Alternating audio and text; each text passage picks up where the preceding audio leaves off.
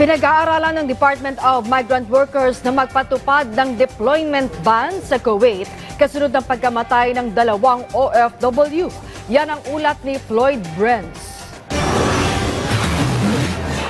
Matapos ang pagpatay sa 2 kababayan natin na OFW mula Kuwait, pinag-aaralan ngayon ng Department of Migrant Workers o DMW ang posibleng deployment ban ng mga OFW sa Kuwait kasunod ng pagkasawi ng 2 Pilipinong manggagawang sina Daphne Nakalaban at Jenny Alvarado.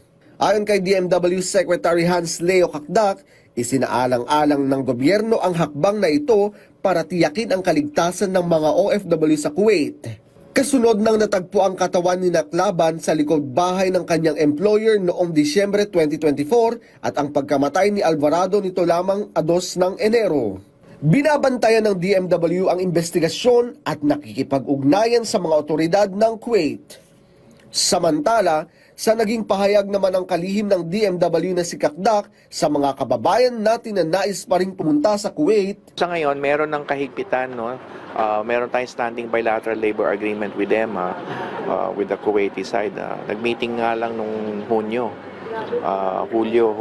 tungkol dito.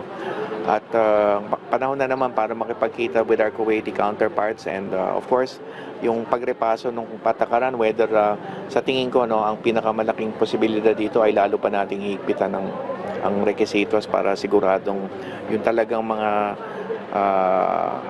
nararapat na pumunta sa Kuwait ang makakaalis at yung talagang mataas ang antas ng skills level at pag-uunawa sa pag-abroad at pati na rin sa Kuwaiti side yung pag-screen natin ng magiging employer ng mga kasambahay.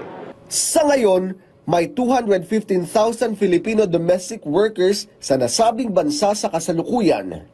Pahayag pa ng opisyal na patuloy nilang ipagkakaloob ang suporta sa mga pamilya ng mga biktima. Kabilang na ang legal at pinansyal na tulong habang isinasagawa ang mga kaukulang hakbang para protektahan ang mga OFW sa hinaharap. Floyd Brents para sa Pambansang TV sa Bagong Pilipinas.